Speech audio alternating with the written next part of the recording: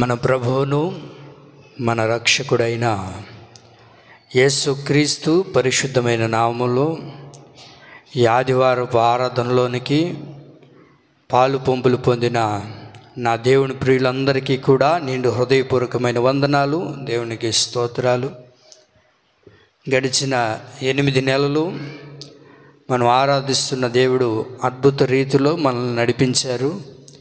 ఈ 9వ నెలలో కూడా అడుగు పెట్టడానికి ఆయన యొక్క మహాకృపను మన మీద చూపించి ఆయన వాత్సల్యతను బట్టి ప్రభు మనల్ని నడిపించారు. ప్రతి క్షణం ప్రతి నిత్యము కూడా ఏ రోజు మనల్ని ఆయన విడిచిపెట్టకుండా మనమే ఆయన విడిచిపెట్టినప్పటికీ దేవుడు మనల్ని విడిచిపెట్టక కనుపాప వలె మనల్ని భద్రపరుస్తూ చంటి పాపను మోసినట్లుగా ప్రభు మనల్ని మోస్తూ మనకు ఎదురవుతున్న కష్టాల్లోనూ మనకు ఎదురవుతున్న అవమానాల్లోనూ మనకు ఎదురవుతున్న శ్రమల్లో ప్రతి విషయంలో కూడా దేవుడు మనతోనే ఉంటూ అప్పటికప్పుడు దేవుడు మనల్ని బలపరుస్తూ ఉన్నారు. అందును బట్టి యేసయ్యకు మహిమ కలుగును గాక. ఈ నెల వాగ్దానం ప్రభు మనతో చేస్తున్న మాట ఏంటంటే, దినవృత్తాంతంలో 2వ గ్రంథం తెరిచి చూడనక్కర్లేదు, కానీ నా మాటలు వినండి. దినవృత్తాంతంలో 2వ గ్రంథం 34వ అధ్యాయం 27వ వాక్యంలో రాయబడిన మంచి మాట, నా సన్నిధిని కన్నీరు విడిచితివి గనుక నీ మనవి నేను ఆలకించి తిని. ఈ నెల వాగ్దానం దేవుడు ఏం చేస్తున్నాడు అని అంటే మనతో, నా సన్నిధిని నీవు కన్నీరు విడిచావు గనుక నీ మనవి నేను ఆలకిస్తూ ఉన్నాను. గడిచిన దినాల్లో 8 నెలలు ఏ పరిస్థితిని బట్టి, ఏ విధానాన్ని బట్టి, ఏ కష్టాన్ని బట్టో, ఏ శ్రమను బట్టో, ఏ ఇబ్బందులను బట్టి మనం కన్నీరు విడిచామో అది మనం ఆరాధిస్తున్న దేవుడికి తెలుసు గనుక ఆయనే స్వయంగా చెప్తూ ఉన్నారు, మీరు నా సన్నిధిని కన్నీరు విడిచారు గనుక మీ కన్నీరు ఏది వ్యర్థమైపోదు, మీ కన్నీటి ప్రార్థన నేను విన్నాను, ఆలకించాను, దానికి నేను జవాబు ఇవ్వబోతూ ఉన్నాను. ఆమేన్. ఈ నెలలో నీవు కన్నీరు కార్చావు, 8 నెలలు ఏడ్చావు, 8 నెలలు బాధపడ్డావు. అది నీ బిడ్డల గురించో, లేకపోతే నీ భర్త గురించో, భార్య గురించో, లేకపోతే నీ బంధువుల గురించో, లేకపోతే నీకు ఎదురైన సమస్యను బట్టో, లేకపోతే నీకు ఎదురైన కష్టాన్ని బట్టో, దేని గురించి కన్నీరు విడిచావో నాకు తెలియదు, కానీ యేసయ్య అంటారు, నీవు నా సన్నిధిలో నీవు ప్రార్థన చేసేటప్పుడు కన్నీరు కార్చిన ఈ కన్నీటిని నేను చూశాను. చూసిన దేవుడు అంటారు, నీ మనవి నేను ఆలకించాను. దేవునికి మహిమ కలుగునుగాక. కాబట్టి ఈ వాక్యాన్ని దేవుని సన్నిధిలో చేతబట్టి ప్రార్థన చేసినప్పుడు మన మనవన్నిటినీ కూడా ప్రభు ఈ నెలలో ఆలకించి అద్భుత కార్యాలు జరిగించునుగాక. మంచిది.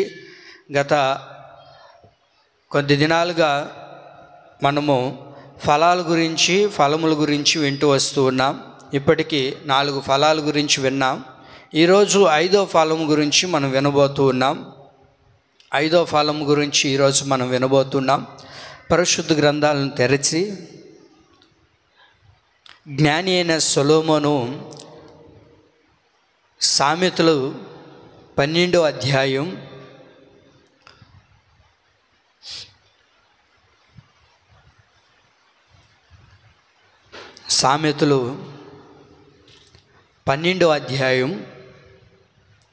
14వ వాక్యాన్ని చదువుకుందాం. చెప్పాను కదా, చక్కగా బైబిల్ తీసుకొని రావాలి, చక్కగా బైబిళ్ళు మన ఒడిలో ఉంచుకోవాలి. ఆ తరువాత ఏ వాక్యమైతే దైవ సేవకుడు చెప్తూ ఉన్నారో దానిని తెరిచి చూసి మొదటిగా దాన్ని ఏం చేయాలి, రాసుకోవాలి. నీట్గా రాసుకున్న తర్వాత చదవాలి. ఆ చదివేది ఏం చేయబడాలి అని అంటే మన చెవికి వినబడాలి. ఏం చేయబడాలి? మన చెవికి వినబడాలి. అంత గట్టిగా చదివి వినిపించాలి. ఆ తర్వాత చెప్పేటప్పుడు చాలా జాగ్రత్తగా వినాలి. మంచిది.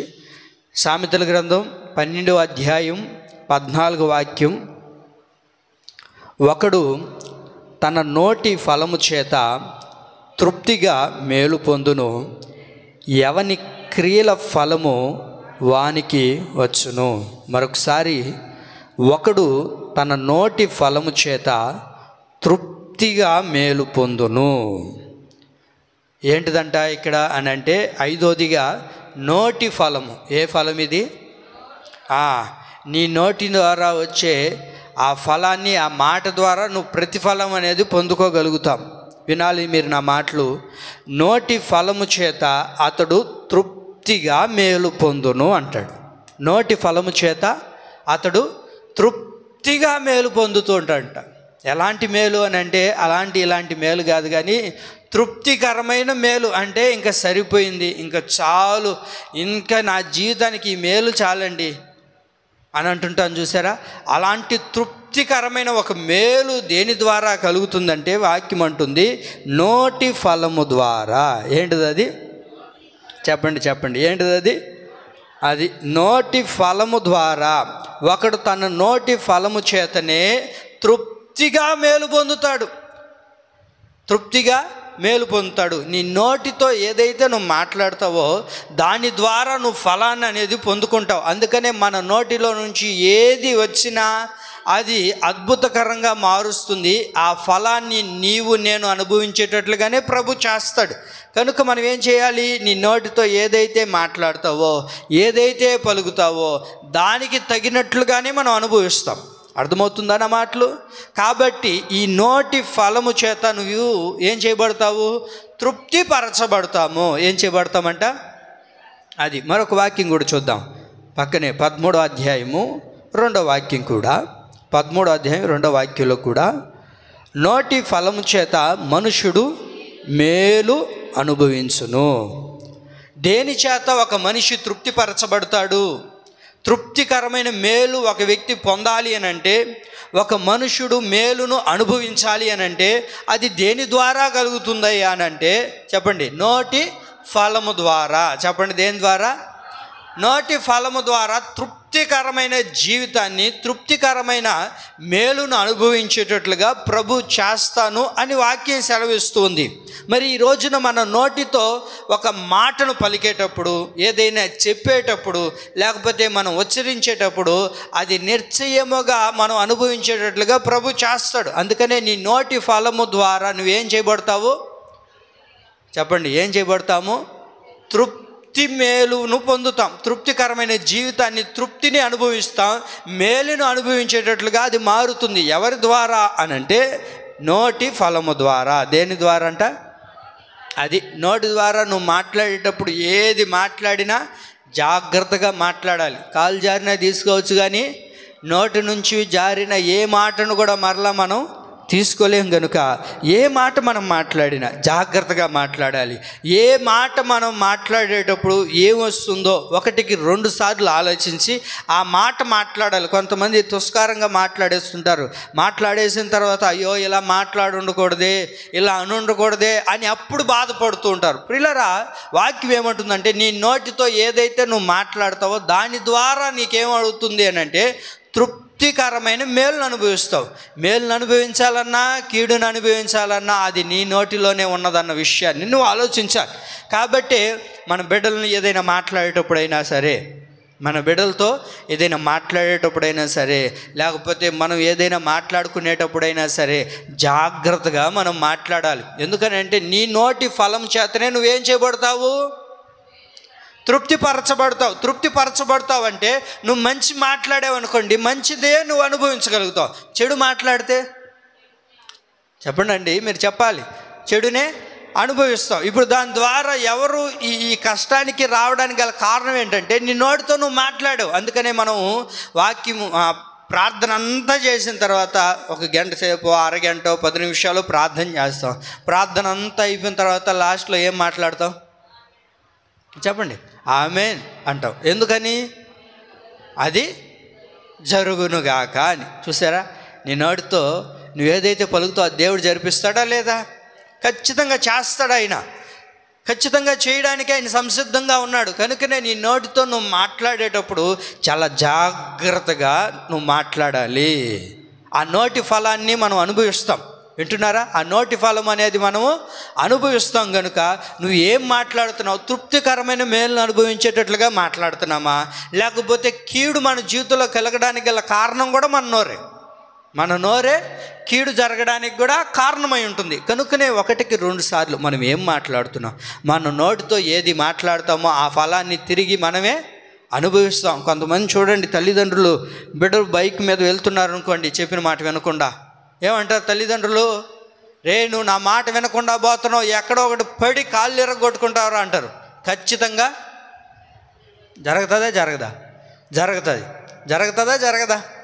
ఆ జరిగిన తర్వాత ఆ ఫలాన్ని ఎవరు అనుభవిస్తాం? ఇప్పుడు ఎవరైతే మాట్లాడారో పడినోడు కన్నా ఆ మాట్లాడిన ఆ తల్లే అంటది, అయ్యో ఈ పాపిష్ణోడితో అన్నానయ్యా, ఈ పాపిష్ణోడితో అనకుండా ఉండాల్సింది అని మాట్లాడుతుంటారు. అవునా కదా? దానికి కారణం ఎవరు? ఇప్పుడు ఆ ప్రతిఫలాన్ని పొందింది ఎవరు? చెప్పండి.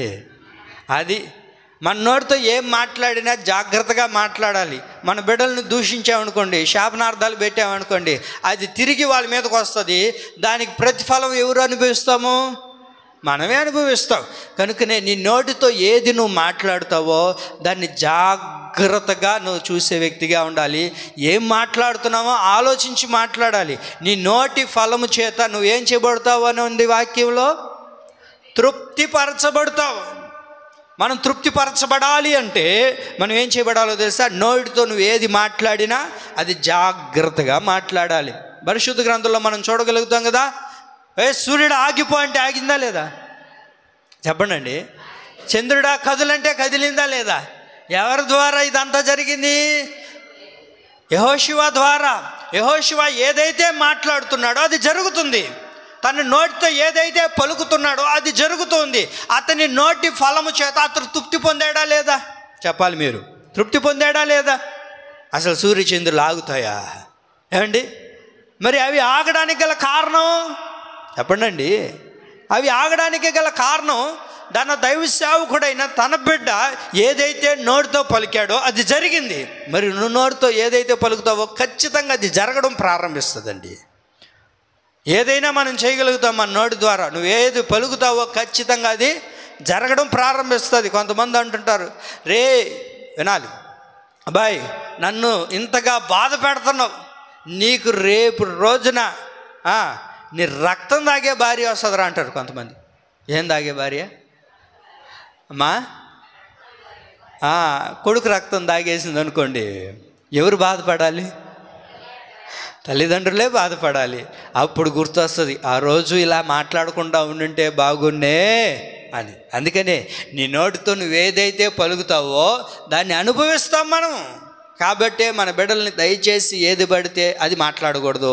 ఆ తర్వాత మనం కూడా మనం ఏది పడితే అది మాట్లాడుకోకూడదు. ఎప్పుడు చూడు కొంతమంది ఉంటారు, ఏమ్మా బాగున్నావంటే, బాగాలేదు పాస్టర్, ఏం బాగోలేదు అంటా ఉన్నావు అనుకో, నువ్వు రోజుకి అట్లాగే అయిపోతుంటావు.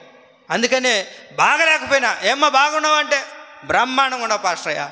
నీకు ఒకవేళ ఓపిక లేకపోయినా, బ్రహ్మాండంగా ఉన్నా పాస్టయ్య, నాకేం పాస్టయ్య, నేను చాలా సంతోషంగా ఉన్నా పాస్టయ్య అంటా ఉండండి. దేవుడు ఆమె అని చెప్తా ఉంటాడు. హల్లెలూయా. అంతేగాని నాకు బాగలేదు పాస్టయ్య, నా వల్ల ఏం కావట్లే అయ్యా, ఇంత వస్తేనే ఇంతగా చెప్తుంటాం. అర్థమైందా? ఇంత వచ్చినా సరే ఇంతగా చెప్పండి. అర్థమైందా? ఎందుకో తెలుసా? నీ నోటితో ఏదైతే నువ్వు మాట్లాడతావో ఏమనుంది వాక్యం, నీ నోటి ఫలము చేత నీవు తృప్తికరమైన మేలును అనుభవిస్తావు. నీ నోటితో మాట్లాడుతూ ఉండు, నాకేం పాస్టరయ్యా, నేను బ్రహ్మాండంగా ఉన్నా పాస్టరయ్యా, నాకు దేవుడు మంచి ఆరోగ్యం ఇచ్చాడు, నాకు మంచి నిద్రను ప్రభు ఇచ్చాడు, నాకు మంచి ఉద్యోగాన్ని ప్రభు ఇచ్చాడని నీ నోటితో ఒప్పుకుంటా నువ్వు మాట్లాడుతుండు, దేవుడు ఖచ్చితంగా దాన్ని నెరవేర్చునుగాక. ఇస్సాకు చూడండి, తన బిడ్డలను ఆశీర్వదించాడా లేదా? ఆ ఆశీర్వాదం తన నోటితో పలికాడండి. పెద్దవి ఏం చేయలేదు. డబ్బు తీసుకొని వచ్చి బిడ్డల చేతిలో పెట్టలేదు, ఆస్తులను తీసుకొని వచ్చి బిడ్డల చేతిలో పెట్టలేదు, నోటితో పలికాడు. అంతేనా కదా? నోటితోనే పలికాడు, పో నువ్వు ఆశీర్వదించబడును గాక, నువ్వు దీవించబడదు గాక. చూసారా? దాని ద్వారానే బిడ్డలు ఏం చేయబడ్డారు? అది నీ నోటితో నీ బిడ్డల్ని నువ్వు ఆశీర్వదించిన వాళ్ళతో నువ్వు మాట్లాడుతూ ఉండు, దేవుడు ఖచ్చితంగా దాన్ని ఆమేన్ అని చెప్తాడు. నీకు తెలియలేదురా, నీకు తలకాయలు గుజ్జు లేదురా, నువ్వు చదువు రాదురా, నువ్వు మొద్దోడురా, నీ బతికింతేరా అంటా ఉన్నావు అనుకో, ఓడు కూడా అనుకుంటాడు నిజమేనా, నాకేమీ లేదా, నా బతికింతేనా, నేను తెలియలేనోడినా. ఇంక ఓడు రోజు రోజుకి చెప్పండి కృంగిపోతుంటాడు, రోజు రోజుకి దిగజారిపోతూ ఉంటాడు. అందుకనే మన బిడ్డల్ని ఎప్పుడు కూడా మనం ఎంకరేజ్ చేసే వాళ్ళకి ఉండాలి, కానీ అండి వాళ్ళని ఇబ్బంది పెట్టేటట్లుగా నువ్వు అలాంటి వాడివి, ఇలాంటి అమ్మాయివి, ఇలాంటి వ్యక్తివి, నీకు అసలు తెలివే లేదు అని మాట్లాడుతూ ఉన్నావు అనుకోండి, రోజు రోజుకి అట్లాగే జరుగుతూ ఉంటుంది. కాబట్టి నీ నోటితో ఏది పలుకుతావో దాన్ని దేవుడు చేయడం ప్రారంభిస్తాడు. మనం అందరం ఏం చేస్తుంటామంటే, వినాలి మీరు బాగా వింటున్నారా, మనం ఏం చేస్తామంటే మన కంటితో ఏదైతే కనబడుతుందో దాన్నే మాట్లాడడానికి ప్రయత్నిస్తాం, అవును కదా. మన కంటికి ఏదైతే కనబడుతుందో దాన్నే మాట్లాడుతూ ఉంటాం. మన కంటికి కనబడని దాన్ని మనం మాట్లాడం కదా, వింటున్నారా. మన కంటికి ఏదైతే కనబడుతుందో దాన్నే మాట్లాడతామే కానీ మన కంటికి కనబడని దాన్ని మనం మాట్లాడం. మన కంటికి ఏది కనబడుతుందో దాన్నే మాట్లాడుతుంటాం, అదే మంచిది అనుకుంటూ ఉంటాం, ఇలాగే మాట్లాడాలేమో అనుకుంటాం. కానీ ఈరోజు దేవుడు కోరుకుంటుంది ఏంటో తెలుసా, నువ్వు ఎలా మాట్లాడాలో తెలుసా, యేసయ్యలాగా నువ్వు మాట్లాడాలి. ఎలా మాట్లాడాలి చెప్పండి, ఎలా మాట్లాడాలి. దేవుడు ఈ భూమి ఆకాశాలని సృష్టించక మునుపు ఇది ఎలా ఉండింది, శూన్యముగా ఉండింది, చీకటిగా ఉండింది. ఇప్పుడు చీకటిని ప్రభు చూసినప్పుడు ఇది చీకటి అని పలికాడా, లేకపోతే దేవుడు ఏం పలికాడు, వెలుగు కలుగునుగాక అన్నాడు. వెలుగు దేవుడికి కనబడలేదు, కనబడిందంతా ఏంటి, దేవుడికి చీకటి కనబడింది. కానీ దేవుడు పలికిందేంటి, వెరీ గుడ్, ఏం పలికాడు, వెలుగు కలుగునుగాక అని పలికాడు. యేసుక్రీస్తు ప్రభుల వారు ఈ భూమి మీద సశరీరుడుగా తిరుగుతూ ఉన్నప్పుడు అందరికీ ఎలా కనబడుతుందో తెలుసా, మరణమే కనబడుతుంది అక్కడ. కానీ దేవుడు అక్కడ ఏం కలగజేశాడయ్యా అంటే జీవాన్ని ప్రభు కలగజేయడం ప్రారంభించాడు. ఆమేన్, అవునా కదా. అందరూ చనిపోయాడండి, వీడు చనిపోయాడండి అందరూ అదే మాట్లాడుతున్నారు. తల్లి కూడా ఏడుస్తుంది, కానీ యేసయ్యకు మరణం కనిపించలేదు. యేసయ్య మాట్లాడింది ఏంటో తెలుసా, జీవాన్ని గురించి మాట్లాడాడు. నేను చెప్పదలిచిన మాట ఏంటంటే, నీకు ఒక చెడు కనబడినా సరే నువ్వేం చేయాలో తెలుసా, మంచి మాట మాట్లాడే వ్యక్తిగానే ఉండాలి. అర్థమవుతుందండి. నీ బిడ్డలు ఒక్కొక్కసారి తప్పు చేయొచ్చు, తప్పు చేసినప్పుడు నువ్వు ఇలాంటి వాడివి అలాంటి వాడివి అని పలకొద్దు. దయచేసి వారిని సరైన త్రోవలో పెట్టడానికి నువ్వు మంచివాడు అవుతావురా, నువ్వు జ్ఞానవంతుడు అవుతావురా, నువ్వు నిదానంగా నేర్చుకో అని నువ్వు ఎప్పుడైతే నీ నోటితో పలుకుతూ ఉంటావో దాన్ని ఖచ్చితంగా దేవుడు నెరవేర్చడం ప్రారంభిస్తాడు.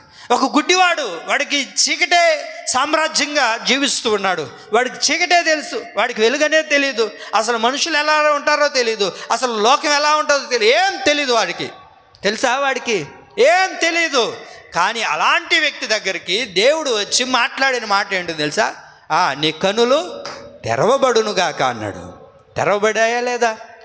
యేసయ్య తన నోటితో ఏదైతే మాట్లాడాడో అది జరిగింది. కానీ యేసయ్య ఏం మాట్లాడాడు చెప్పండి, ఏం మాట్లాడాడు తెలుసా, ఉన్నది మాట్లాడలేదు, లేని దాన్ని మాట్లాడాడు ప్రభు. ఆమేన్.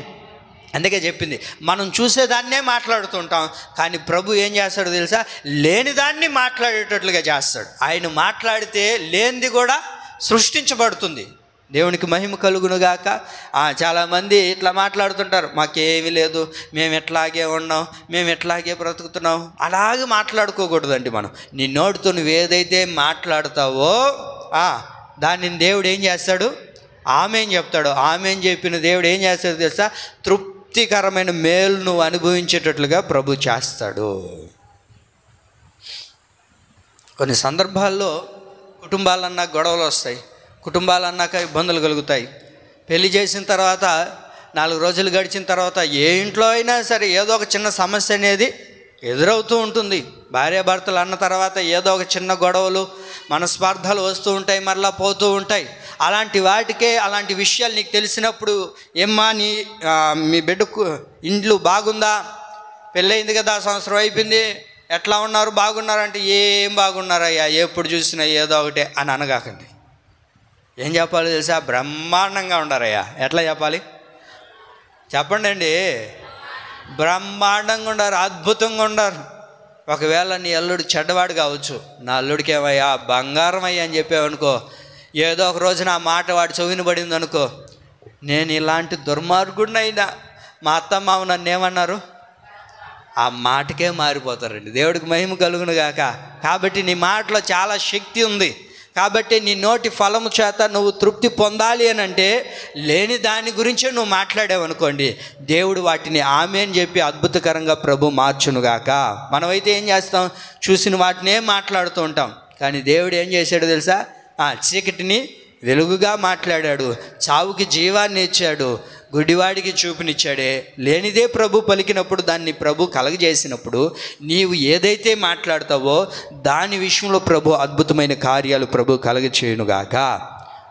కాబట్టి మన నోటితో ఏం మాట్లాడుతుంటామో అందరూ గమనిస్తుంటారు. అర్థమవుతుందా?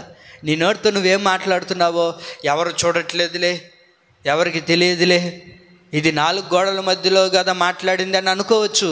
కానీ నీ నోటితో నువ్వేం మాట్లాడుతున్నావో అది దేవుడు చూస్తూ ఉంటాడండి. చూస్తాడా చూడ్డా? చెప్పండి. చూస్తాడా? నువ్వేం మాట్లాడినా చూస్తాడా? చెప్పండి అండి. ఎలా మాట్లాడినా, ఏం మాట్లాడినా మొత్తం చూస్తాడంటారు. Very good. ఎందుకో తెలుసా, దైవ సన్నిధిలోనికి ఒక ఆమె వచ్చి ప్రార్థన చేసుకుంటూ ఉంటే అక్కడ రాయబడిన ఒక మంచి మాట చూడండి. మొదటి సమూయేలు 1:12.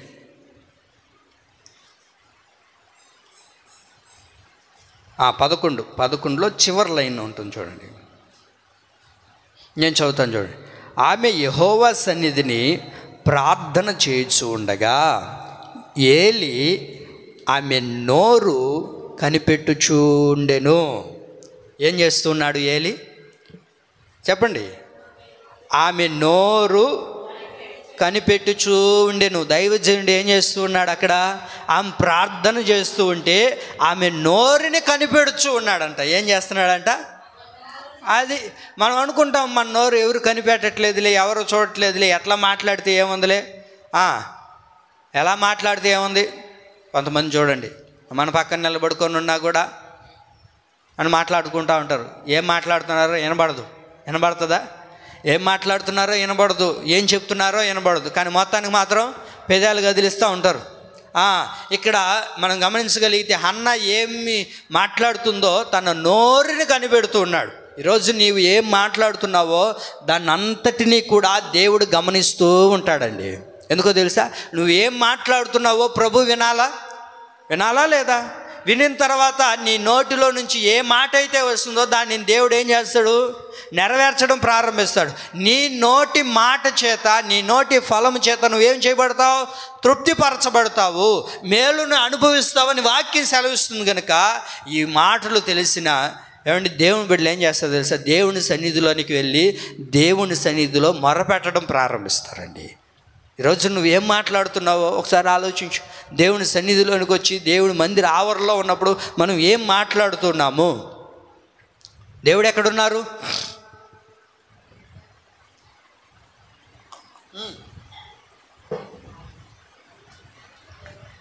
ఏమడిగాను? దేవుడు ఎక్కడున్నాడు? చెప్పండి గట్టిగా. మనతోనే ఉన్నాడా? ఎప్పుడు చూశారు?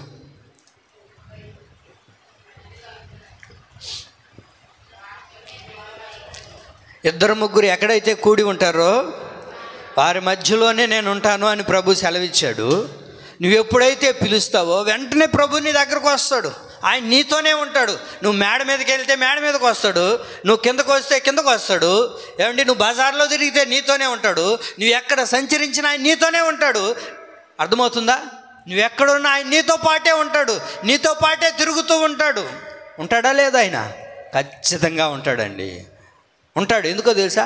నువ్వు ఏం మొర పెడుతున్నావో, నీ నోటితో ఏం మాట్లాడుతున్నావో దాన్ని నెరవేర్చడానికి ప్రభు మనతోనే ఉంటాడండి. హన్నమ్మ ఏం చేసింది? దేవుడి మందిరానికి వచ్చి ప్రార్థన చేసింది, దేవుని సన్నిధిలో మొరపెట్టింది, దేవుడిని అడిగిన తర్వాత దేవుడు ఆమెకి ఇచ్చాడా లేదా? ఆమె నోటితో ఏదైతే పలికిందో అది దేవుడు ఆమెకు అనుగ్రహించడం ప్రారంభించాడు. ఎందుకో తెలుసా? ఆమె నోటిని ఏం చేస్తున్నారు అక్కడ? కనిపెట్టుచూ ఉండేనని రాయబడింది. నీ నోటిని కూడా దేవుడు కనిపెడుతూ ఉంటాడు. నువ్వేం మాట్లాడుతావో నీకు ఇవ్వాలని. నువ్వేం పలుకుతావో నీకు అనుగ్రహించాలని. మరి నీ నోటితో ఏం పలుకుతున్నావో అది నీకు తెలుసుగా. నువ్వు ఏం కావాలని కోరుకుంటున్నావో, ప్రతిరోజు నిన్ను నీవు ప్రోత్సహించుకుంటున్నావా, లేకపోతే నిన్ను నీవు నిరుత్సాహపరుచుకుంటున్నావో ఒకసారి ఆలోచించు. నా కుటుంబం ఎలాగే తెల్లారింది, నా కుటుంబం ఎట్లాగే ఉంది, నా బిడ్డలు ఎట్లాగే ఉన్నారు, నా బ్రతుకు ఎట్లాగే ఉంది అని అనుకుంటూ ఉన్నావు అనుకోండి, నీ నోటితో పలుకుతూ ఉన్నావా, అదే జరుగుతుంటుంది. దినదినానికి నువ్వు కృంగిపోతూనే ఉంటావు. నీ నోటితో ఏదైతే పలుకుతావో నీ నోటికి తగిన ప్రతిఫలాన్ని నువ్వు పొంది దాని చేత తృప్తి పొందే వ్యక్తిగా నీవు మారాలి అని అంటే నువ్వేం చేయాలి? నా జీవితం బాగుంది, నాకు దేవుడు మంచి జీవితాన్ని ఇచ్చాడు అనేసి నువ్వు ఎప్పుడైతే నిన్ను నీవు మాట్లాడుకుంటూ ఉంటావో దేవుడు దాన్ని ఆశీర్వాదకరంగా ప్రభు మారుస్తాడు. ఎందుకో తెలుసా? నీ నోటిని ఆయన ఏం చేస్తున్నాడు? కనిపెడుచూ ఉన్నాడండి. నేను ఒక వాక్యం చదివినప్పుడు నాకు బాగా అనిపించింది. ఏంటో తెలుసా? 141 కీర్తన చూడండి. 141 కీర్తన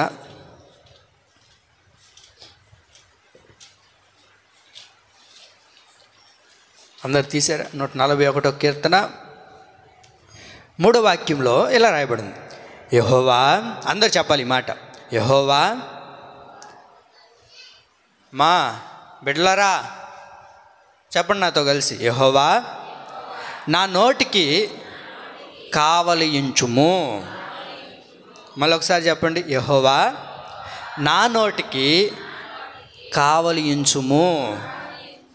అది వాస్తవానికి దేనికి కావాలంటారు? ఒక ఇంటికి కావాలా ఉంటారు, లేకపోతే ఒక గ్రామానికి కావలు ఉంటారు. ఎందుకంటే రాత్రుల్లో గురకావాలు తిరుగుతూ ఉంటారు కదా, కావలు ఉంటారు. ఆ తర్వాత దేనికి? పొలానికి కావలు ఉంటారు. ప్రాముఖ్యత కలిగిన వాటన్నిటికీ కూడా కావలు ఉంటారు కదా. ఏంటి సైలెంట్గా ఉంటారు? బ్యాంకుల దగ్గర కావలు ఉంటారా లేదా? సెక్యూరిటీ గార్డులు ఉంటారా? ఏటీఎం బొంకులు కాడ చెప్పండి. టౌన్లో బజార్లో అంతా నైట్ పూట పిగిలి వేసుకుంటా తిరుగుతుంటారు కావలుగా ఉండేవాళ్ళు, అవునా కదా? గురకా వాళ్ళు పిగిలి వేసుకుంటా ఏ దుష్టుడు రాకుండా వాళ్ళు ఏం చేస్తుంటారు? కావలు కాస్తూ ఉంటారు. కానీ ఇక్కడ భక్తుడు ఏం కోరుకుంటున్నాడు? యెహోవా నా నోటికి కావలించు అయ్యా అంటున్నాడు. నోటికి ఏంటండి కావలించేది? అసలు నోటికి కావలి ఏంటి ఉండేది అంటే, నోటికి ఏంటి అసలు? ఒక సెక్యూరిటీ గార్డు ఉండాల్సింది. అంత పనేమి ఆలోచించారా మీరు ఎప్పుడైనా వాక్యం చదివినప్పుడు? వాస్తవానికి మనం ఏం అడగాలి? ప్రభువా నా ఇంటికి కావులుండయ్యా, నా బిడ్డలకి కావులుండయ్యా అని అడుగుతాం, అది సహజమే. కానీ ఇక్కడ ఏం అడుగుతున్నాడు భక్తుడు? దేనికి కావులుండాలి? అది మీరు కూడా చెప్పుకున్నారుగా, దేనికి కావులుండమని అడిగారు దేవుడిని. అది నోటికి కావులుండాలి. ఎందుకో తెలుసా? ఈ నోటికి కావలు ఉండకపోతే ఎవడు పడితే అవి మాట్లాడుతూ ఉంటాం, ఏది పడితే అది మాట్లాడుతుంటాం. ఎవరు పడితే వాళ్ళు వచ్చేస్తుంటారు నోట్లోకి, వస్తుంటారు లేరా? ఎవరెవరో వస్తుంటారు నోట్లోకి, అనవసరమైన వాళ్ళు ఎవరు వస్తుంటారు అప్పుడప్పుడు. నన్ను చెప్పమంటారా? మీరే చెప్తారా? చాయిస్ మీది. మీరు చెప్పమంటారా? నన్నే చెప్పమంటారా? అప్పుడప్పుడు మన నోట్లో కొంతమంది వస్తుంటారని చెప్పా. చెప్పండి. అంతేలే, భారం అంతా నా మీదే వేస్తారు. కరెంటు పోయిందనుకో ఏం చేస్తారు? కరెంటు నాశనం అయిపోయాను, ఏంది ఈ ఒబ్బ కరెంటు తీసేసినాడు, వాడికి మనసు ఉందా లేదా, ఎట్ట బతకాలా? ఇప్పుడు ఎవరు వచ్చినాడు నోట్లోకి? కరెంటోడు. అర్థమైందా మీకు? ఒకవేళ మంచి ప్రోగ్రామ్ చూస్తూ ఉండవు, డిష్ పోయింది అనుకో. అప్పుడంటే డిష్లు ఉండేవి, ఇప్పుడంటే అన్ని కార్డులు వచ్చాయి కదా. ఆ డిష్ అని తిట్టుకునేవాళ్ళు కదా. అబ్బా మంచి సీన్ వస్తుంటే ఎవడు పోయి కలబెట్టినాడు రా, డిష్ వాడికి ఫోన్ చేయండి రా. ఇప్పుడు ఎవడు వచ్చాడు? అది ఏదైనా జరిగిందనుకోండి, ఎవరైతే ఏం జరిగిందో ఆ పరిస్థితులన్నీ మన నోట్లోనికి వస్తుంటాయి. మనం వాళ్ళందరినీ మాట్లాడుతుంటాం, అవునా కదా? మాట్లాడమా? ఖచ్చితంగా మాట్లాడతాం. ఎవరంటే వాళ్ళు వచ్చేస్తుంటారు నోట్లోకి, అవునా కదా? ఒక నెల కానీ పింఛను ఒక 2 రోజులు కానీ లేట్ అయితే అబ్బా ఇంకందరూ వచ్చేస్తారు. ఇంకెక్కడి నుంచి వస్తారు? పై నుంచి వస్తారు. పై నుంచి తిట్టుకుంటా వస్తాం. మళ్ళీ ఎక్కడి దాకా వస్తాం? అంగన్వాడీ టీచర్ల దాకా వస్తాం. ఇప్పుడు వాళ్ళే కదా పంచుతుండేదా? ఎస్ రక్తమేజీ పిల్లరా, ఎవరెవరో వస్తుంటారు నోట్లోనికి, ఎవరెవరినో మాట్లాడుతూ ఉంటాం. అందుకనే నీ నోటికి ఎవరు ఉండాలి? కావాలి. ఆయన మన నోటికి కావాలంటే ఎవరు పడితే వాళ్ళు రారండి. ఇప్పుడు నీవు కూడా ఏది పడితే అది మాట్లాడు, ఏది పడితే అది నువ్వు మాట్లాడలేవు. ఎందుకనో తెలుసా? నీ నోటికి ఆయన కావలున్నాడు కనుక. ఒక కావలనేది ఉంటే ఏది బయట నుంచి లోనికి రాదు, లోన్ నుంచి బయటికి పోదు. ఇప్పుడు లోన్ నుంచి బయటికి పోయినా కావలు ఉండే వ్యక్తి ఏం చేస్తుంటాడు? దాన్ని గమనిస్తుంటాడు. అమ్మా నువ్వు బయటికి వెళ్ళకూడదు నాయనా, నువ్వు లోపలే ఉండాలి, నీ సమయం ఇంకా రాలేదు అని చెప్పి దాన్ని కావలి కాస్తాడు. అవునా కదా? మీకు అర్థమైందా? కాబట్టి నీ నోటికి ఎవరు ఉండాలి కావాలి? అది ముందు అది అడగండి. ప్రభువా నా బిడ్డలకు కావులుండు, మా ఆయన ఆటో తోలడానికి పోయినాడు ప్రభువా, మా ఆయనకు కావులుండి ప్రభువా. అడుగుతుంటారు అడగండిరా. ఎన్నెన్నో చెప్తుంటాం కదా మనం. అది కాదు ముందు చెప్పాల్సింది. ప్రభువా అంతకంటే ముందు నా నోటికి కావులుంచయ్యా. నీ నోటి ఎంత బాగుంటుందో, అందుకే నేను అప్పుడప్పుడు చెప్పేది, నీ నోరు మంచిదైతే ఏం మంచిది? అది మన నోరు మంచిది కాకనే అందరూ మంచోళ్ళు కాదు అన్నట్టున్నాం ఏమండి. మన నోరు మంచిది అయిపోయింది అనుకోండి, ఊరంతా మనోళ్ళే, ఊరందరూ మన బంధువులే. అవునా కదా? నీ నోరు మంచిదైతే ఊరందరూ మంచోళ్ళు అయిపోతారండి. మన నోరు బాగుండాలి, మనం మాట్లాడే మాట బాగుండాలి, మనం ఏది మాట్లాడినా అది ఆశీర్వాదకరమైన మాటలుగానే ఉండాలి. అందుకని నీ నోటికి కావలుంచమని దేవుణ్ణి అడగాలి. ప్రభువా ఈరోజు నేనేం మాట్లాడాలో అది నాకు తెలియదయ్యా, నా నోటికి నువ్వు కావలుంచు ప్రభువా. కొంతమంది ఏదంటే మాట్లాడుతుంటారు, నిద్ర లేచినప్పటి నుంచి పడుకునేదాకా ఏవంటే మాట్లాడుతుంటారు. ఎందుకు మాట్లాడుతున్నారో తెలియదు, మొత్తానికి మాత్రం మాట్లాడుతూ ఉంటారు. ఏదంటే మాట్లాడకూడదండి, నీ నోటికి కావలుంచాలి. తెలివైన వాడు ఏది పడితే అది మాట్లాడు, తెలివైన వాడు ఏది పడితే అది మాట్లాడు, ఏది అవసరమో అదే మాట్లాడతాడు. అర్థమవుతుందా? ఏది పడితే అది మాట్లాడకూడదు, అనవసరమైనట్టు మాట్లాడకూడదు. అవసరం ఏదో అది మాత్రమే మాట్లాడాలి. నువ్వు మాట్లాడితే ఎదుటివాడు వినేటట్లుగా ఉండాలి, అలా మాట్లాడాలి. అంతేగాని నువ్వు ఏది పడితే అది మాట్లాడుతున్నావు అనుకో, వాళ్ళు మాట్లాడుతుంటారులే అంటారా? అదే నువ్వు ఒక మాట మాట్లాడితే అది ఎలా ఉండాలో తెలుసా? ముత్యంలాగా ఉండాలండి. ఎలా ఉండాలి? అది నువ్వు మాట్లాడితే అది శ్రేష్టమైనదిగా ఉండాలి, ఉపయోగకరంగా ఉండాలి. అందుకనే నీ నోటికి ఆయన కావలిగా ఉండాలి. అదే మాట మరొకసారి చూడండి. సామెతల గ్రంథం 13వ అధ్యాయం 3వ వాక్యం. సామెతలు 13:3 చూసారా? చదవండి. తన నోరు కాచుకొనువాడు తనను కాపాడుకొనును. ఎందుకు నీ నోటికి కావలుండాలి అని అంటే, నీ నోటిని కానీ నువ్వు కాపాడుకోగలిగితే, కాచుకోగలిగితే ఏమనుంది అక్కడ? తన నోరు కాచుకొనువాడు తనని కాపాడుకొనును. నువ్వేమని అడగాలి? ప్రభువా నా నోటికి కావులుండయ్యా నువ్వు అడిగినప్పుడు ఏమండి, దాని ద్వారా నీకేం తెలుస్తుందో తెలుసా? నువ్వు కాపాడబడతావు. ఏం చేయబడతావు? చెప్పండి. ఏం చేయబడతాము? కాపాడబడతాం. నువ్వు కాపాడబడాలి అని అంటే, నీ కుటుంబం కాపాడబడాలి అంటే, నీ జీవితం కాపాడబడాలంటే నువ్వేం చేయబడాలి? నీ నోటితో చెప్పండి, నోటితో దేవుడికి అడగాలి. ప్రభువా నా నోటికి కావులుండయ్యా అని అడగాలి. ఎందుకంటే నీ నోటితో ఏది పడితే మాట్లాడేస్తుంటాం. అందుకనే కాచుకునేవాడు తనని కాపాడుకొనును అని ఉంది.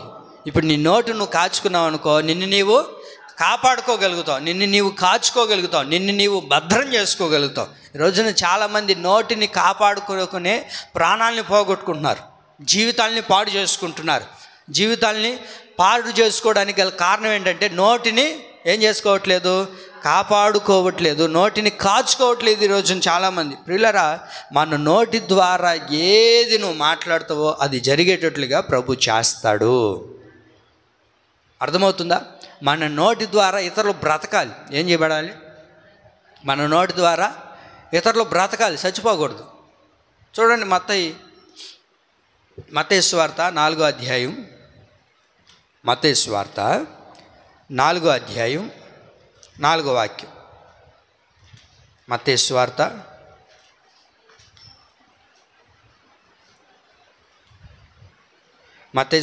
4వ అధ్యాయం 4వ వాక్యంలో ఇక్కడ వినండి మీరు బాగా. యేసుక్రీస్తు ప్రభులు వారు ఈ భూమి మీద సంచరించినప్పుడు ఆయన బాప్తిసం తీసుకున్న తర్వాత ఇప్పుడు ఆయన 40 రోజులు ఉపవాసం ఉన్నాడు కదా. 40 రోజులు యేసయ్య ఉపవాసం ఉన్నాడు. ఉపవాసం ఉండిన తర్వాత ఉపవాసం ఉండిన తర్వాత వినాలి మీరు బాగా.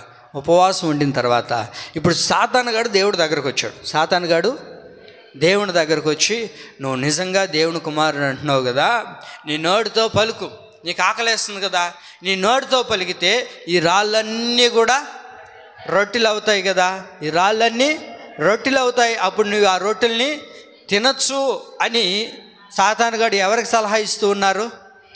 దేవుడికి సలహా ఇస్తూ ఉన్నాడు. దేవుడికి సలహా ఇచ్చినప్పుడు దేవుడు అది చేశాడా? చెప్పాలి మీరంతా. చేశాడా దేవుడు? చదవండి, అక్కడ ఏమనుంది? మనుషుడు రొట్టె వలన మాత్రము కాదు కానీ దేవుని నోట నుండి వచ్చు ప్రతి మాట వలన జీవించును. అది మన నోటి ద్వారా ఇతరులు జీవించబడాలే కానీ, ఏమండి, మన నోటి ద్వారా ఇతరులు ఆపదకరంగా మార్చబడకూడదు, వారు ఆపదలోనికి వెళ్ళిపోకూడదు. ఇక్కడ ఏమనుంది? మానవుడు ఎలా బ్రతుకుతాడంట? దేవుని యొక్క మాట ద్వారా, దేవుని యొక్క మాట ద్వారా. అందుకనే నీ నోటికి దేవుడు కావలు కాచాడు అనుకో, నువ్వేదంటే అది మాట్లాడు. ఈరోజున చాలామంది ఆ నోటితో మాట్లాడి ఏది పడితే అవి మాట్లాడి అనేక మందిని చంపట్లేదు కానీ చంపేటట్లుగానే చేస్తున్నారు చాలామంది. ఏది పడితే అవి మాట్లాడేసి వారి యొక్క మనస్సులను బాధపెట్టి, వారి యొక్క మనస్సులను గాయపరిచి చాలామందిని ఏం చేస్తున్నారు అని అంటే బాధ పెడుతున్నారు. ఈ రోజున ఒకటి గుర్తుపెట్టుకోండి, నీ నోటితో నువ్వు ఏది మాట్లాడినా ఇతరులను బ్రతికించాలే కానీ ఇతరుల్ని చెప్పండి ఏం చేయకూడదు? చంపడం అంటే వాళ్ళని చంపడం కాదు, అసలు కత్తితో పొడిచినా చచ్చిపోతాడు ఒక వేటకి, అది బాగుంటుంది, అది ఇబ్బందిలే. వీళ్ళు మాటలతోనే పొడుస్తుంటారు కొంతమంది, మాటలతోనే సూటిపోటి మాటలతోనే పొడిచి చంపేస్తుంటారు కొంతమంది. కత్తితో పొడిచిన ఒక ఏటికి చచ్చిపోవచ్చు. ఈ మాటలు ఉంటాయి చూసారా, ఆ మాటలతో ఏది పడితే మాట్లాడి, ఏమండి, మనల్ని ఎదురుగా మాట్లాడలేక పాడు కుక్క ఎప్పుడు చూసినా ఏడా జరుగుతుంటుంది. ఈ కుక్కకి ఏం తెలియదయ్యా, తిట్టింది దేవుణ్ణి, పేరు కుక్క అంతే. ఇప్పుడు మనల్ని తిట్టారనుకో మనం గమ్ముకుంటామా? చెప్పండి అండి, గమ్ముకుంటామా? కుక్కను తిట్టినారు కాబట్టి గమ్ముకుంటాం. కుక్కను పెట్టుకొని ఎవరిని తిడుతున్నారో మరి మమ్మల్ని అనబాకండి మళ్ళీ. మిమ్మల్ని ఎవరు తిడతారు చెప్పండి? అందుకని మనము ఏది పడితే మాట్లాడకూడదండి. ఆ మాటల ద్వారా చాలామంది నొప్పించుకుంటారు, బాధపడే వాళ్ళు ఉంటారు, కృంగిపోయే వాళ్ళు కూడా ఉంటారు. నీ మాట ద్వారా ఇతరులు జీవించబడాలండి. దేవుని మాట ద్వారా ఏమవుతున్నారు? అందరూ కూడా బ్రతుకుతూ ఉన్నారు. మరి మన మాట ద్వారా ఇతరులు బ్రతుకుతున్నారా, లేకపోతే మన మాటల ద్వారా ఇతరులు గాయపరచబడుతున్నారా? ఒకసారి ఆలోచించండి. కనుకనే నీ నోటికి ఎవరు కావాలండాలి? దేవుడు కావాలన్నప్పుడు, దేవుడు కాపు కాస్తూ ఉన్నప్పుడు నీకు ఏ ఆపద రానివ్వకుండా ఆయన కాపాడుతాడు. ఆ తర్వాత నీ నోటి మాట ద్వారా అనేక మంది బ్రతకాలే కానీ అనేక మంది నొచ్చుకోకూడదు, అనేక మంది బాధపడకూడదు. ఏది పడితే అవి మాట్లాడకూడదు ఇతరుల మీద. మనం ఏది పడితే అవి మాట్లాడామనుకోండి, ఆ విషయం మనకు తెలిసిందనుకోండి, మనం ఎంత కృంగిపోతాం, ఎంత బాధపడతాం. కనుకనే మన నోటికి ఎవరు కావాలండాలి? అది మన నోరు ఎలా ఉండాలో తెలుసా? అసలు నీ నోరుగానే ఉండకూడదండి. మరి ఎలా ఉండాలి? మా నోరుగా ఉండకపోతే అని అంటే వాక్యంలో ఇలా రాయబడి ఉంది. ఏంటో తెలుసా? నోరు మాత్రం ఆయనదే, కానీ ఆ నోటి నుండి వచ్చే మాట అది దేవునిదై ఉంది. ఎలా ఉంది అది చూద్దామా? నిర్గమాకాండం 4వ అధ్యాయం 16వ వాక్యం నేను ముగిస్తాను, చూడండి. నిర్గమాకాండం 4వ అధ్యాయం 16వ వాక్యం. అతడే నీకు బదులు జనులతో మాట్లాడును, అతడే నీకు నోరుగా ఉండును, నీవు అతనికి దేవుడిగా ఉందువు. మరొకసారి చదువుదామా? అతడే నీకు బదులుగా జనులతో మాట్లాడును, అతడే నీకు నోరుగా ఉండును, నీవు అతనికి దేవుడుగా ఉందువు. ఎవరితో చెప్తున్నారు ఈ మాట అని అంటే మోషే నత్తివాడు కదా. మోషే ఏం మాట్లాడినా అర్థమవుతుందా? చెప్పండి. ఏమన్నా ఏమన్నా మాట్లాడితే ఏం అర్థం కావట్లేదు నేను చెప్తాను. అప్పుడు ఏం పోతానా నువ్వు ఏమో మాట్లాడతావు మాకు ఏం అర్థం కావట్లేదా అని చెప్తుంటారు. చెప్తుంది అర్థమైందా నేనేం మాట్లాడాను? అలా మాట్లాడేవాడు, అంతకంటే దారుణంగా మాట్లాడేవాడు మోషే. మరి ఇప్పుడు మోషే రాజు దగ్గరికి వెళ్ళి రాజుగారితో ఏమైనా చెప్తే ఎట్టుంటుంది? ఉండే వాళ్ళందరూ నవ్వుతారు. ఎరా నువ్వెరా వీళ్ళు తీసుకొని పోయేది, మాట్లాడేది సరిగ్గా రాదు నీకు, నువ్వా వీళ్ళు తీసుకొని పోయేది అంటారా? అందరి దగ్గర నవ్వులు పాలు అవ్వాల్సి వస్తుంది కనుక ఇప్పుడు దేవుడు ఏం చేశాడు తెలుసా? అహరోన్ను దేవుడు నిలబెట్టాడు. అహరోన్ దేవుడు నిలబెట్టి అహరోన్తో అంటున్న మాట ఏంటంటే, అహరోను నీకు మాత్రం నోరు ఉంది, కానీ నీ నోరు ఎవరిదో తెలుసా? చెప్పండి ఎవరిది? అక్కడ చదవండి, మరలా చదవండి, ఇప్పుడు చదవండి. అతడే నీకు బదులుగా జనులతో మాట్లాడును, అతడే నీకు నోరుగా ఉండును, నీవు అతనికి దేవుడిగా ఉండు. మోషే ఏదైతే అహరోన్తో మాట్లాడతాడో అహరోన్కి ముందుగా చెప్తాడు, ఇదిగో ఇలా మాట్లాడాలి దేవుడు నాకు చెప్పాడు అన్నప్పుడు ఇప్పుడు అహరోన్ వెళ్ళి అక్కడ మాట్లాడాలి. ఇప్పుడు అక్కడికి వెళ్ళి అహరోను మాట్లాడాలి. ఇప్పుడు అహరోన్కి దేవుడు ఎవరయ్యారు? మోషే అయ్యారు. ఎందుకనంటే మోషేలో ఉండి దేవుడు ఇప్పుడు ఎవరితో మాట్లాడుతున్నారు? అహరోన్తో మాట్లాడుతున్నారు.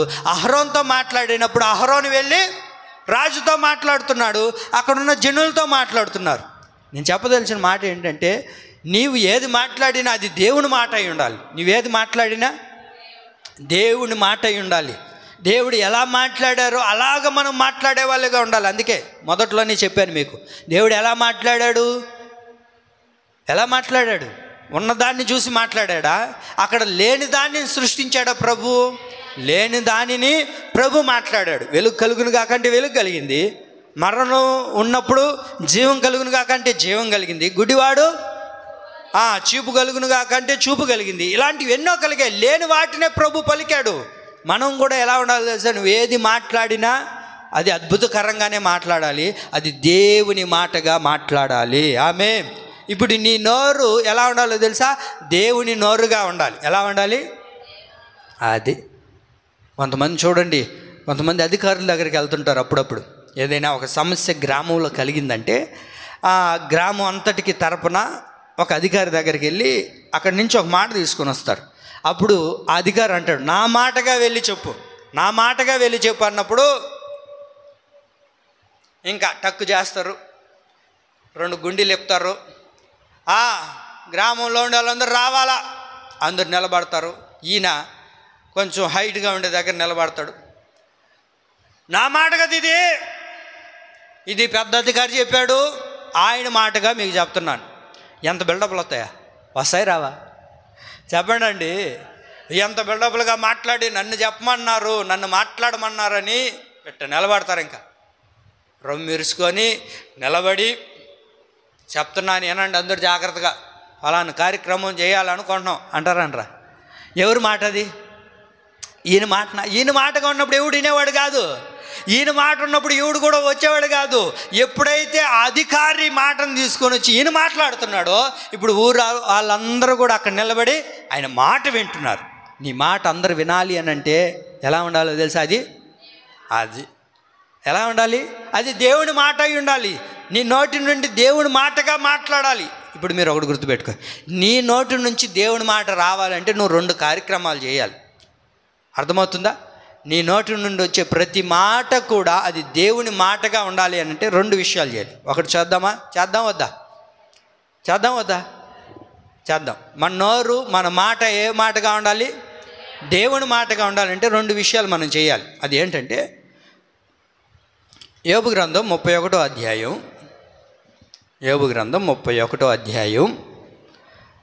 30వ వాక్యం చదువుకుందాం. నేను ఇలాగూ చేయలేదు, అతని ప్రాణమును నేను శపించలేదు, పాపము చేయుటకు నా నోటికి నేను చోటినియ్యలేదు. మరొకసారి చదువుతున్నాను చూడండి. పాపము చేయుటకు నా నోటికి నేను చోటియ్యలేదు. ఏంటిదంట? పాపం చేయడానికి తన నోటికి ఏం చేయలేదు, ఆయన చోటు ఇవ్వలేదు. పాపపు మాటలు మాట్లాడాలని, అపహాస్యపు మాటలు మాట్లాడాలని శత్రువులు ఏదో అన్నారని చెప్పి యోబు వ్యతిరేకంగా వాళ్ళ మీద మాట్లాడలేదు. ఎవరో అపహాస్యంగా మాట్లాడారు, ఎవరో నిందలేస్తున్నారు, ఎవరో అవలీలంగా మాట్లాడుతున్నారు అని చెప్పి నేను వారిని అపహాస్యంగా మాట్లాడలేదు. పాపముతో కూడిన మాటలు మాట్లాడకుండా నా నోటిని నేను కాచుకుంటున్నాను, కాపాడుకుంటున్నాను. ప్రియులారా, మన నోటితో మనం ఏం చేయకూడదో తెలుసా? పాపము చేయకూడదండి. మన నోటితో మనం పాపం చేయకూడదు. నీ నోటితో నువ్వు పాపం చేస్తే నీ నోటి ద్వారా దేవుడు మాట్లాడతాడా? చెప్పాలి మీరంతా. మాట్లాడతాడా? మాట్లాడ్డా ఆయన మాట్లాడాలి అని అంటే మనం ఏం చేయాలి? మన నోటితో పాపపు మాటలు ఏవి కూడా మనం మాట్లాడకూడదు. ఈరోజు ఒకసారి గమనించండి, నా నోటితో నేను ఏం మాట్లాడుతున్నాను, ఏ మాటలు పలుకుతున్నాను, అది దేవుడికి ఇష్టమైన మాటగా ఉందా లేకపోతే దేవుడికి అయిష్టమైన మాటగా ఉందా? ఒకసారి ఆలోచించండి. లేనిపోని మాట్లాడుతుంటారు కొంతమంది, పాపపు మాటలన్నీ మాట్లాడుతుంటారు. ఏంటిది అసలు? యోబు యాకోబు రాసిన పత్రిక 3వ అధ్యాయం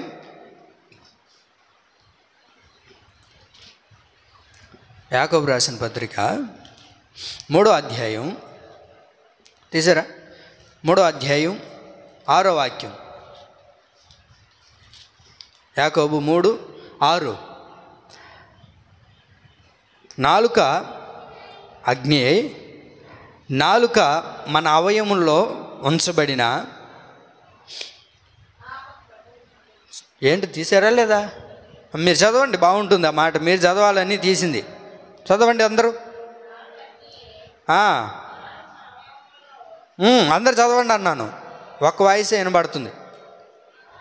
ఉంచబడిన పాప ప్రపంచమైన సర్వ శరీరమునకు మాలిన్యమును కలగజేయును. ఏం చేస్తుంది ఇది? ప్రపంచానికి అంతటికీ పాపాన్ని కలగజేస్తుండేది ఏది? చెప్పండి, ఏందది? నాలుక.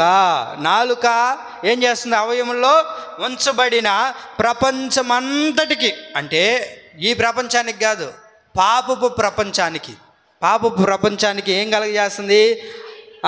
సర్వ శరీరానికి మాలిన్యాన్ని కలగజేస్తుంది. నీ శరీరానికి మాలిన్యం కలగజేస్తుండేది, నీ శరీరానికి పాపాన్ని కలగజేస్తుండేది ఏంటో తెలుసా? మొట్టమొదటిగా ఏంటిది? అది నోరు. ఏంటిది అది? ఈ నోరు. ఈ నోటి ద్వారా నువ్వేం చేయబడాలి? తృప్తిపరచబడాలి. కానీ నీ నోటి ద్వారా నువ్వు పాపపు మాలిన్యాన్ని అంటించుకోకూడదు. పాపపు మాటలు మాట్లాడడం ద్వారా, అపహాస్యపు మాటలు మాట్లాడడం ద్వారా ఈ మాటలన్నీ నీ శరీరాన్ని ఏం చేస్తాయి తెలుసా? పాపానికి గురి చేస్తాయి, అగ్నికి ఆహుతిగా మార్చేస్తాయి. కనుకనే మన నోటితో ఏం మాట్లాడినా అది దేవుని మాట అయి ఉండాలి. ఏమై ఉండాలి? దేవుని మాట అయి ఉండాలి. మరి మన నోటితో ఏం మాట్లాడుతున్నాం ఈరోజు? మన నోటితో సరైన మాటలు మనం మాట్లాడగలుగుతున్నామా? సరైన మాటనే మనం చెప్పగలుగుతున్నామా? మన నోటితో ఏం మాట్లాడినా అది సరైన మాటగా ఉండాలి, అది దేవుని మాటగా ఉండాలి. అని అంటే పాపపు మాటలన్నీ మనం ఏం చేయాలంట? చెప్పండి అండి.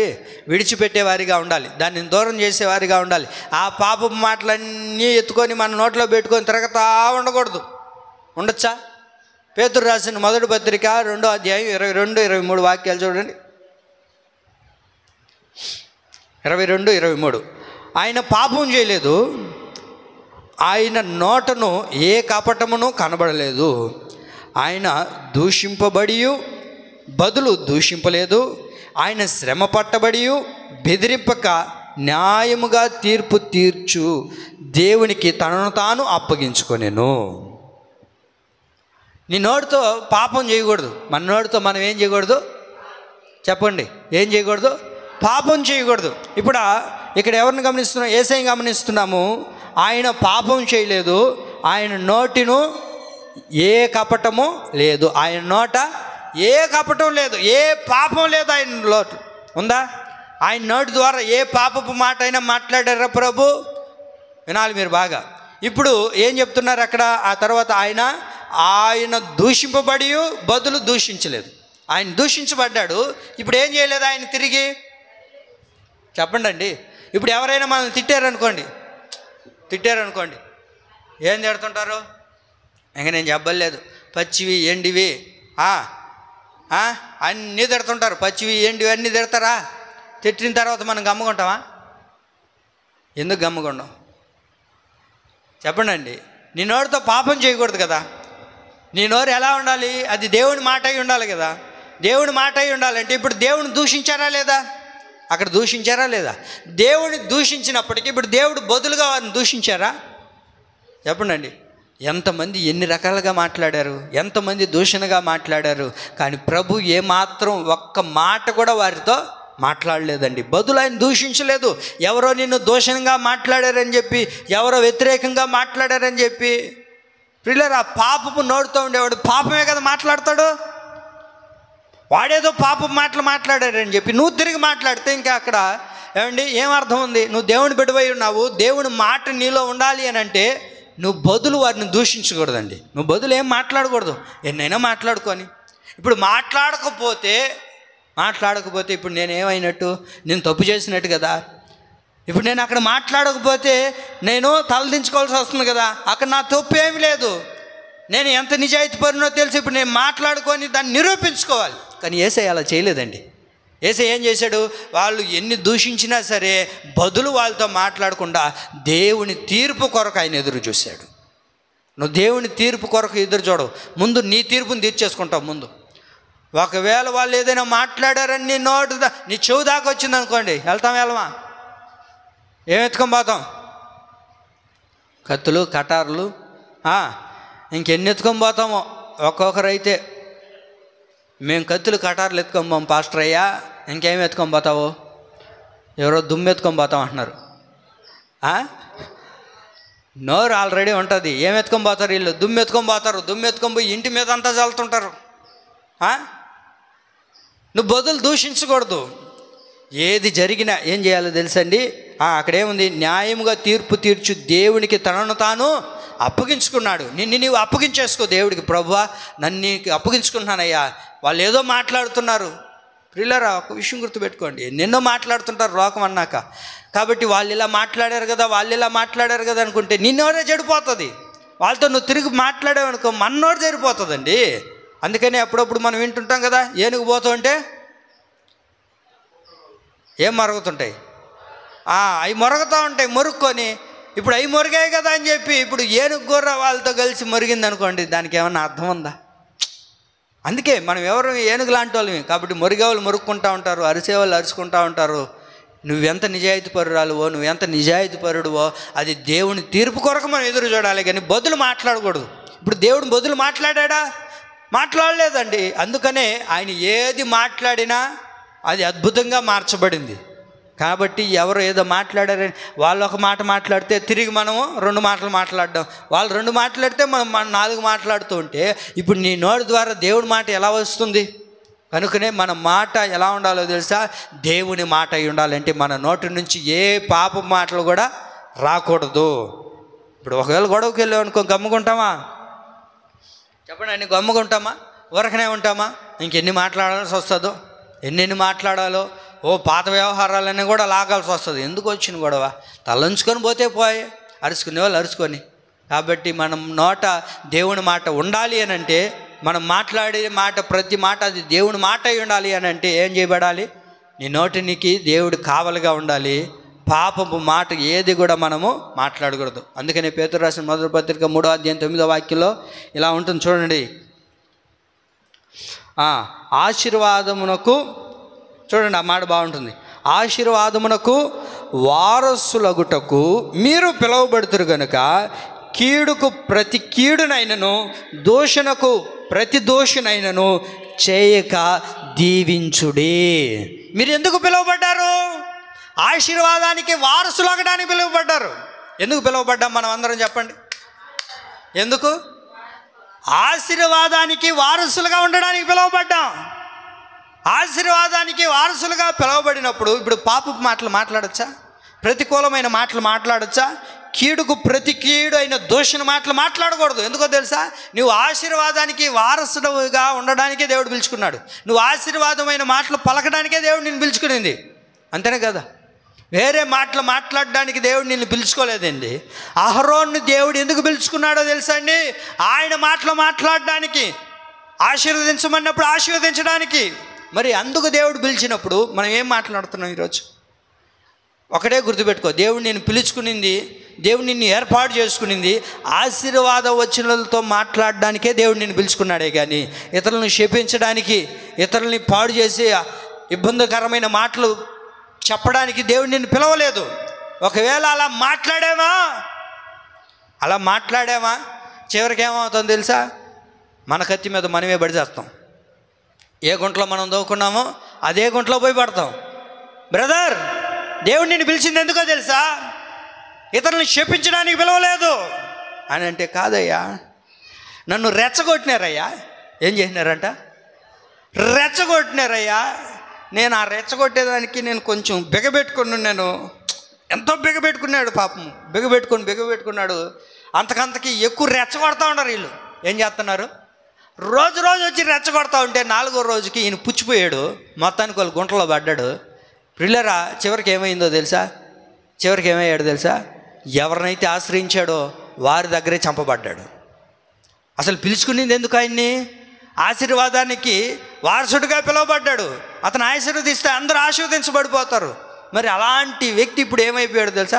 దూషణ మాటలకు లోనైపోయి శపించడానికి కారకుడిగా మార్చబడ్డాడు. చివరికి తన జీవితమే పాడైపోయింది. ఎవరు అతను? బిలాము. ఏమయ్యాడు? బిలాము ఎందుకు పిలువబడ్డాడు? దేవుని ప్రజలను ఆశీర్వదించడానికి. కానీ ఆశీర్వదించడానికి పోయాడా? ఎందుకు పోయాడు? శపించడానికి పోయాడండి. నువ్వు శపించడానికి పోయే వ్యక్తిగా ఉండకూడదు. శపించడానికి పోయామా చివరికి మనకే ఇబ్బందులు కలుగుతాయి. అందుకనే మనం ఎందుకు పిలువబడ్డాం అది ఆలోచించాలి. మనం ఎందుకు పిలువబడ్డాం చెప్పండి? ఆశీర్వాదానికి వారసులు అవ్వాలని దేవుడు మనల్ని పిలిచాడు. అంతేగాని మనం ఆశీర్వాదానికి వారసులుగా పిలువబడ్డామని దేవుడు మనల్ని పిలిస్తే మనం ఎంతసేపు శాపనార్థాలు పెట్టుకుంటూ శాప వచనాలు పలుక్కుంటూ అలా పలుకుతూ ఉన్నాం అనుకోండి, ఏమవుతుంది? అది చివరికి నా నోరు చాలా బాగుంది ఈరోజు చాలా బాగుంది కాబట్టి తొందరగా ముగిస్తా, ఏం ఇబ్బంది లేదు. ఇరంతా కొంచెం భలే ఉండదు నా నోరు అంటే అర్థమైందా మీకు? అది యేసు రక్తమే జయు. రాత్రి నుంచి ఒకటే నోరు భలే ఉండదు. ఏందో అర్థం కావట్లే, ఏమైందో తెలియట్లే. జలుబు చేసిందో వేడి చేసిందో ఏమైందో మొత్తానికి రాత్రి నుంచి భలే ఉండదు నా వ్యవహారం. దేవుడికి మహిమ కలుగును గాక, దేవుడు అలాగే బాగుపరచునుగాక. కాబట్టి నీ నోటితో నువ్వేం పిలవాలి? ఆశీర్వాదం వచనాలే పిలవాలి. నాకు అప్పులు ఉన్నాయి అంటే అప్పులే ఉంటాయి, తిప్పలు బాబు. అర్థమైందా? నేను ఇల్లు కట్టలేదు అంటే కట్టలేవు. నేను కడతానే ఉండాలి ఇంకా అంటుండాల. ఏడ మా పని ఏం కడతా ఉండాలి, నీకు కనబడతలేదు అంటుండాల. యేసు రక్తమే జయు. ఏమండి, కడతా ఉన్నాను అంటూనే ఉండాలా. ఏమ్మా నీ బిడ్డకు ఉద్యోగం వచ్చిందా? ఏం చేయాలక్క? వచ్చేసింది అనాలి. ఏడొచ్చింది? ఎప్పుడో వచ్చేసింది, అది మీకు కనబడలేదు అనాలి. అర్థమైందా? రాలేదు అనగాకండి. ఎందుకు పిలిచాడు దేవుడు నిన్ను? చెప్పరే. ఆశీర్వాదానికి వారసులు అవ్వడానికి, ఆశీర్వాదం నీ సొంతం చేసుకోవడానికి దేవుడు నిన్ను పిలిస్తే ఎంతసేపు శాపాలు పెట్టుకుంటూ అది జరగలేదు, ఇది రాలేదు, అది పోయింది, ఇది పోయింది అని చెప్పబాకండి. ఏమండి, అన్ని మంచి వచనాలే పలకండి. దేవుడు వాటన్నిటిని ఆమేననుగాక. అది ఆశీర్వాదానికే దేవుడు మనల్ని పిలిచాడు. కీడుకి దూషణకి దేవుడు మనం పిలవలేదండి. మన జీవితంలో ఏది జరిగినా దేవుడికే మహిమ కలుగును గాక.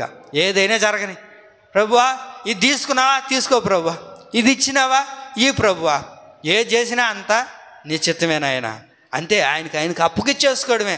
అంతేగాని మనం దాని గురించి ఆలోచించి మనం దాని గురించి చింతపడడం ద్వారా ఇంకా మన జీవితం అనారోగ్య పాలైపోవడమే కానీ, ఇంకా ఇబ్బంది పడడమే కానీ ఏది కూడా మన జీవితంలో జరగదండి. దానికి తీర్పు తీర్చేది ఎవరు?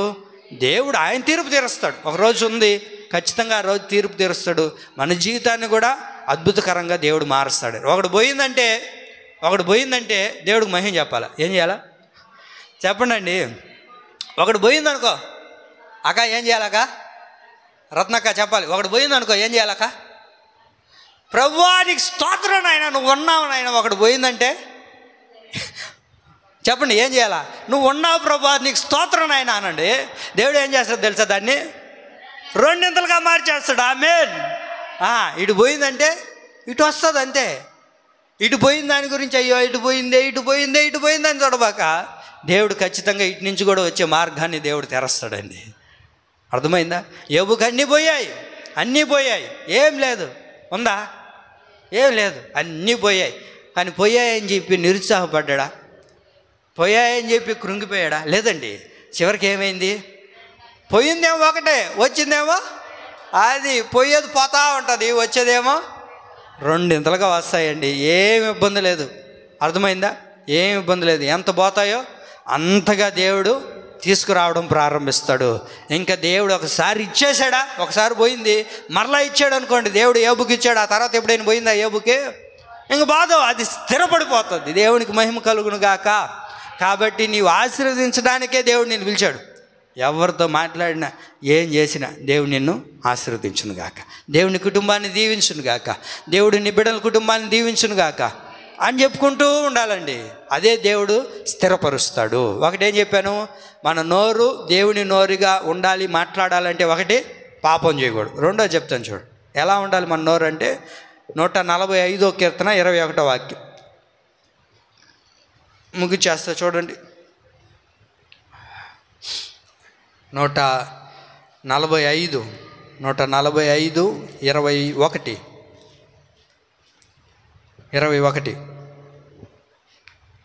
నా నోరు యెహోవాను స్తోత్రము చేయును.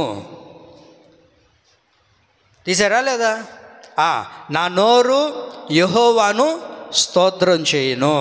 నీ నోరు దేవుని నోరుగా మాట్లాడాలి అని అంటే, నీ నోరు దేవుని నోరుగా మాట్లాడాలంటే రెండోదిగా నువ్వేం చేయాలో తెలుసా? దేవుణ్ణి స్తుతించేవారిగా ఉండాలి. నీ నోటితో ఏం చేయాలా? దేవుణ్ణి స్తుతిస్తూ ఉండాలి, దేవుణ్ణి ఆరాధించాలి, దేవుణ్ణి కీర్తించేవారిగా ఉండాలి. ఏం చేయబడాలి చెప్పండి? నీ నోటితో దేవుణ్ణి స్తుతించాలి, ఆరాధించాలి. ఏది జరిగినా సరే దేవుని స్తుతించడం, ఆరాధించకుండా మానేయకూడదండి. దేవుని స్తుతిస్తూనే ఉండాలి. ఎట్లా? నీ నోటితో దేవుణ్ణి స్తుతించే వారిగా ఉన్నప్పుడు నీ నోరు ద్వారా ఏం చేస్తాడు దేవుడు? ఆయన మాట్లాడడం ప్రారంభిస్తాడు. ఏం చేస్తాడు ఆయన? అది అందుకే 71వ కీర్తన 8వ వాక్యంలో కూడా ఉంటుంది, ఎప్పుడు ఆయన్ని స్తుతించాలి మన నోటితో, ఎప్పుడు ఆయన్ని కీర్తించాలి మన నోటితో అని అంటే బాగున్నప్పుడు కాదు. బాగున్నప్పుడే కాదు దేవుణ్ణి స్తుతించేది, కీర్తించేది. ఎప్పుడో తెలుసా? చూడండి 71వ కీర్తన 8వ వాక్యంలో, నీ కీర్తనతో నీ ప్రభావ వర్ణముతోనూ దినమంతయు నా నోరు నిండి ఉన్నది అంటాడు. ఎట్లా అంట? ఎప్పుడంట? దినమంతా ప్రతిరోజు ఆయన ప్రభావాన్ని, ఆయన్ను కీర్తిస్తూ, ఆయన కీర్తనలతో నీ నోరు నిండిపోవాలండి. ప్రతిరోజు నువ్వేం చేస్తుండాలి? ఆయన్ని కీర్తిస్తూ, మహింపరుస్తూ, పాటలు పాడుతూ, దేవుని యొక్క ప్రభావాన్ని గురించి చెప్పుకుంటూ, చాటింపు చేస్తూ ఇలా బ్రతకాలి నీ నోరు. మరి మన నోరు ఎలా ఉంది? ఒకసారి ఆలోచిద్దాం. మనమే ప్రశ్న వేసుకుందాం. మన నోరు దేనితో నింపబడింది? మన నోరు దేనితో నింపబడింది? మన నోరు దేనితో నింపబడింది? ఒకసారి ఆలోచిద్దాం. ఎవరు ఆకు ఒక్క అంటున్నారు? ముక్కుపొడుతా? ముక్కుపొడు కాదమ్మా. దేంతో? ముక్కుపొడితో నింపబడే కొన్ని నోర్లు ఉన్నాయి. కొన్ని నోర్లు ముక్కుపొడితో నింపబడుతున్నాయి. ఆకు ఒక్క తింటుంటారు, నవ్వులుతానేమో, మేస్తానే ఉంటారు పాపం. ఏవేవో తింటుంటారు, గలీజువన్నీ తింటుంటారు. తినొద్దని చెప్పినా కూడా దేవుడు మన ప్రార్థన విన్నాడు. అందుకనే GST ఎక్కువ పెంచేసాడు వాటి మీద. ఏసు రక్తమే జయం. సిగరెట్ల మీద అండి, పానపరాకుల మీద, వీటిలన్నిటి మీద ఇప్పుడు కొంచెం ఉండింది. రేపు 22వ తేదీ నుంచి ఎక్కువ పెంచేసినారు. ఇంకా అంతకంతకు పెంచినా కూడా వీళ్ళు మానట్లేదే. అప్పు చేసైనా తింటున్నారు, అప్పు చేసైనా పోతా ఉన్నారు వాటి కాడికి. ఆ డబ్బుగా నీళ్ళు ఎత్తిపెట్టుకొని ఉంటే వీళ్ళకి మించిన కోటీశ్వరులు ఉండరు. అసలు నిజం, వీళ్ళకి మించిన కోటీశ్వరులు ఉండరు. ఎంతెంత డబ్బు దారబోసుకుంటున్నారు వాళ్ళు. ఎంత పెంచుతున్నా మీరు GSTలు పెంచండి, మేమైనా తింటానే ఉంటాం అంటున్నారు వాటిని. నీ నోరు దేనితో నింపబడుతుంది? మన నోరు దేనితో నింపబడాలో తెలుసా? దేవుని యొక్క ప్రభావముతోనూ ఆయన కీర్తనలతో. చెప్పండి, మన నోరు నింపబడాలండి. మన నోరు అలా నింపబడాలి. దేవుణ్ణి స్తుతిస్తూనే ఉండాలి, దేవుణ్ణి కీర్తిస్తూనే ఉండాలి. దేవుణ్ణి అలా నువ్వు ప్రతిరోజు కీర్తిస్తూ ఆరాధిస్తూ ఆయన పాటలు పాడుకుంటూ ఆయన ప్రభావాన్ని ఉచ్చరించుకుంటూ ఉన్నావు అనుకోండి, దేవుడు ఏం చేస్తాడో తెలుసా? 3 కార్యాలు చెప్తా. మీరు వాక్యం తీయలేదు కానీ నేను చెప్తా, వినండి. నువ్వు దేవుని ప్రతిరోజు కీర్తిస్తూ ఆరాధిస్తూ ఆయన ప్రభావాన్ని మహిమపరుస్తూ నీ నోట్లో ఎప్పుడు చూసినా ఏం చేస్తుండాలా? పాటలు పాడుకుంటూ దేవుని ఆరాధిస్తూ దేవుని మహిమపరుచుకుంటూ నీ నోటితో ఉన్నావు అనుకోండి, 1 ఎరుకో గోడలన్నీ కూలిపోతాయి. ఆమేన్. నీ జీవితంలో ఎరుకో గోడలు లాంటి సమస్యలన్నీ కూలిపోవాలంటే నువ్వేం చేయబడాలో తెలుసా? దేవుణ్ణి స్తుతించాలి. వారు స్తుతించారు, పెద్ద ఏం చేయలేదు అక్కడ. వారు స్తుతించారు, ఏమైపోయాయి? ఎరుకో గోడలన్నీ కూడా కొల్చబడ్డాయి. అసలు ఎరుకో గోడలు కొల్చబడలేం, అంతటి కొల్చబడ్డాయి. అంటే దాని ద్వారా ఎలా కలిగింది అని అంటే దేవుని యొక్క కీర్తనల ద్వారా, దేవుని స్తుతించడం ద్వారా. రెండోది ఏంటో తెలుసా? శత్రువులు ఓడిపోయారండి. శత్రువులు ఓడిపోయారు. ద్వితీయోపదేశకాండంలో ఉంటుంది ఏమండి, రాజుగారు సైన్యం అందరూ కూడా ఎప్పుడైతే దేవుని వాళ్ళు స్తుతించారో ఉన్న శత్రువులు అందరూ కూడా ఓడిపోయారు. మరి నీ జీవితంలో శత్రువులు ఎవరో నాకు తెలియదు కానీ ఏమండి, మన జీవితంలో ఉన్న అది ఈ బాహ్యంగా ఉన్న శత్రువులైనా సరే, లేకపోతే మనకు శత్రువు ఎవరు? ముఖ్యమైన శత్రువు సాతానుగాడు. వాడు ఓడిపోవాలన్నా నువ్వేం చేయబడాలా?